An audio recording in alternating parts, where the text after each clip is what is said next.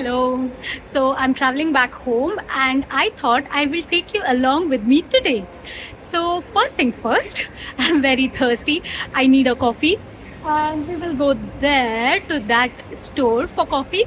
But before that, while I'm taking you along with me on my journey to home, I would also want to use this time and talk about my citizenship. That is, what's my story, how I came to Germany, why I came to Germany, and how did the whole citizenship process go, and everything that you asked by commenting on my previous blog and also on my Instagram post.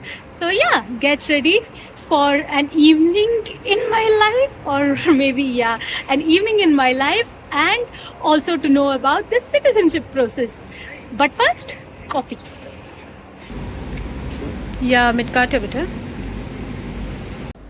Coffee in my hand, and now I'm ready to talk. So yeah, when did I decide that I wanted to apply for a citizenship? It was, I think, 2 years ago. Before that, I had a blue card and I was really, really happy with it. But then, when Trump came in US, I remember I was scrolling through reels and I saw a reel. It was from inside a flight. It was an Emirates flight flying from US to, I think, Dubai, and there was an announcement from the pilot that Trump had just changed some law or something, and now whoever are on work visa cannot go out. If they go out, they cannot come back or something like that. And whoever were on that flight, they were asked to decide if they will leave or will they stay in the US. So if they want to stay in the US, then they can get down and then go. And for a moment, it struck me that I have a house in Germany. I have my entire life here in Germany. What if something similar happened here in Germany? What if I was given a choice someday to choose between my life here and between my family in India? I never wanted to be in that situation, and that's exactly why I applied for a German citizenship and got it completed. And now the backstory, how I came here, what happened, everything. Okay, I moved to Germany in 2016 September to study my master's in informatics, that is computer science, artificial intelligence, at TU Kaiserslautern here. And it's not easy. No, the application, of course, is difficult. A lot of the students know, but those of you who are sitting at home and thinking, okay, I'll do a master's from Germany, how difficult will it be? I'm too good at studying. No, it's very difficult, because I remember we had to take care of our flat, that is, clean it, cook for yourself, clean the bathroom, take care of yourself, do the laundry, dishes, everything, while you're still doing your university assignment, attending classes, and other than that, if you're doing a student job, also that.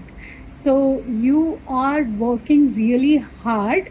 Yeah, like I told you, masters is not easy, be it US, be it Germany, anywhere, it is not easy. I remember during the peak of winter, in December, I was waking up at around 5:30ish or something, catching a train while it was snowing and the temperature was -10 or something. And I was traveling for 3 hours to SAP, that is Waldorf, just for my student job, not my permanent job, just for my student job. So yeah, if you're coming here for masters, really think it through. It is not going to be easy, but it will be totally worth it. So yeah, after my masters and 3 student jobs together with my masters, I did, I think, 3 student jobs, of course, one after the other.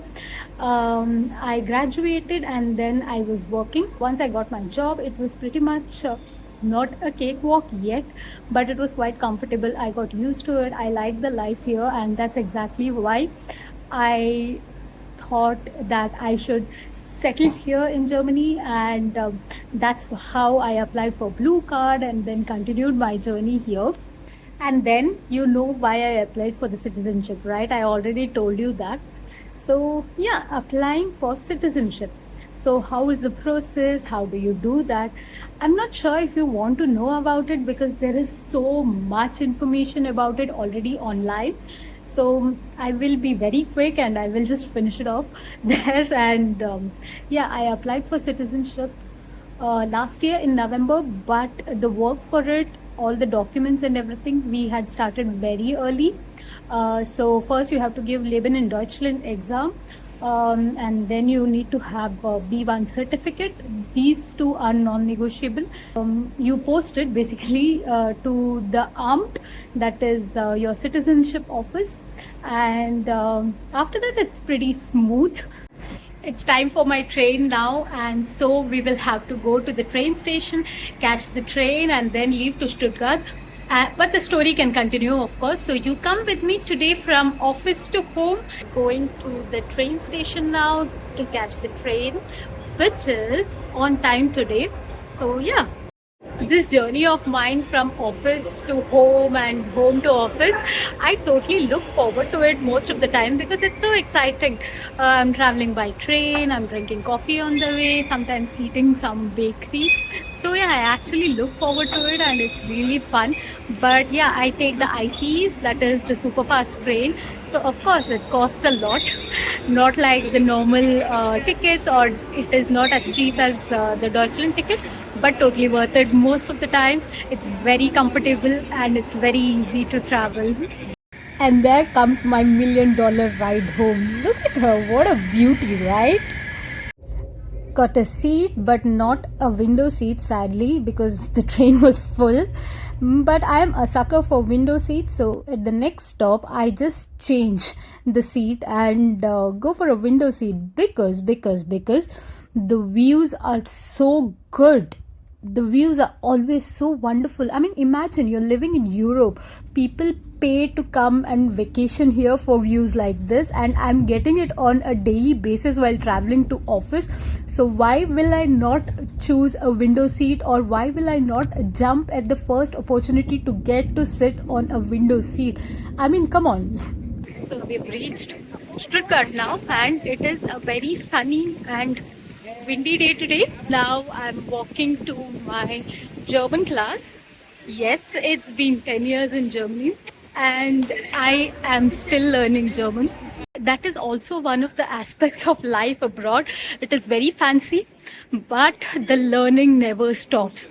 So be it new languages, new skills, or new experiences in life, learning never stops. So yeah, I tried vlogging, I mean speaking to the camera while walking. Didn't, I just could not do it. So I think it's not my thing to walk on the streets and talk to the camera. So yeah, that's why I'm doing this. I am at my German class. So now I'll do my class, and after that I can continue this vlog.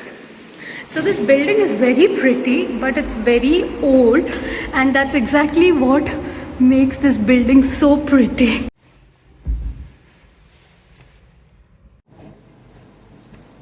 Okay, so now we are back from office, freshen up, and I'm ready to continue this vlog. So let's start. We had already spoken about how I came here, and my masters, my job, and everything. So now let's talk about the real process. So the entire process for us was 6 months long, which is very surprising. So don't expect that to be the standard time. It might be 18 months, 21 months. It has been very different for a lot of people. For us, it has been just 6 months. Yes. So once we applied for the citizenship, we got our first letter which said we have to wait for 18 months, and we were like, okay, we will wait for 18 months. But within, I think, 1 more month, we got one more letter which asked us to submit our Leben in Deutschland exam certificate and also our B1 German language certificate in original, and we sent them that. And after that, within 4 weeks, we got our next letter, this letter was not just a letter, it was like a questionnaire, like a huge questionnaire with 6 different questions. So these questions were mostly about German history, laws here, or yeah, things like that, like what is democracy and things like that. There were 6 questions, all in German. You have to write the answer for these 6 questions in German, and then you had to submit them. Okay, so we did that, and within next 4 weeks, 4 weeks or 3 weeks, we were in Munich. I still remember that. We were in Munich to apply for our Japanese visa. We were on the way to the Japanese embassy. So we were at Munich main station, and we were about to take the S-Bahn to the embassy. And at exact that moment when we were trying to get into the S-Bahn, my husband received a call, and he's like, who's calling me this time? This is like some unknown number. I will not pick it up. And I'm like, no, it might be the citizenship. Please pick it up. Let's see who it is. And he received the call and he's like, hello. And from the other side, they were like, hey, congratulations, your citizenship is ready. And we were like, what? Really? Now I still think sometimes, what if my husband had not picked that call? What would have happened? Maybe our caseworker would have gone on a vacation, because that was true. Our caseworker told us, okay, hi, congratulations. And then he's like, your visa, I'm still saying visa. No, your citizenship is ready. You can collect it, but after 2 weeks, because the guy was going on a vacation, okay? And we were like, okay, thank God we received his call, because then we would have to wait for another 2 weeks. So we told him, yeah, you're going on vacation, great, but we are also at the Japan embassy to collect our Japanese visa to travel to Japan. So we will come back and then we will come to receive our citizenship. He said, that's totally fine. And after that, he sent us a letter again. But there was one more surprise in that letter. And in that, we had to study the German Constitution. Yes, you heard it right. The German Constitution, all the fundamental rights, all the laws and everything with the article number, etc. If you could say it, it's fine. Okay, so like that, we were given 2 topics, so we had to study that. So that's why we took our appointment for this exam and also collection of our citizenship 1 month later. And then we went to Japan, came back, then we went to Italy, and then we came back. And finally, we prepared everything for this exam, of course, and then we went and gave our exam. And then he's like, hey, congratulations.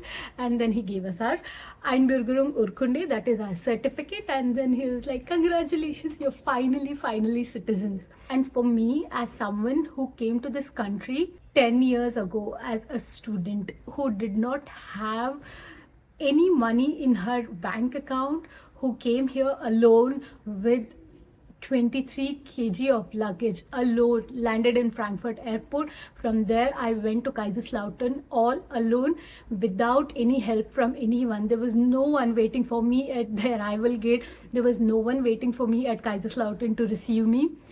And yeah, that's how my journey started. For that girl, getting the citizenship was a huge achievement.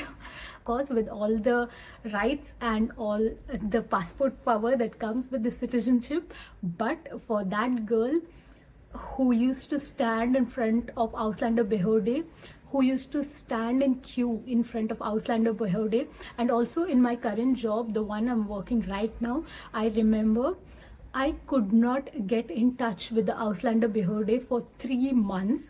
And finally, I thought that I couldn't take this job because I did not have a valid visa. But on the day of my joining, in the morning, they gave me an appointment. So I had to run first to the Ausländerbehörde, collect my visa, and then go to the office. The people in my office were quite understanding. That's why it worked out. Otherwise, I could have lost my job on the very first day. So for someone like that, getting the citizenship means huge. It means that this country is finally my home. Of course, India will always be my home, but now Germany is my second home and will forever be my second home. And if you have reached till here, Thanks for watching, and if you have any questions, let me know in the comments, and if you have not subscribed, please subscribe, and see you. Bye.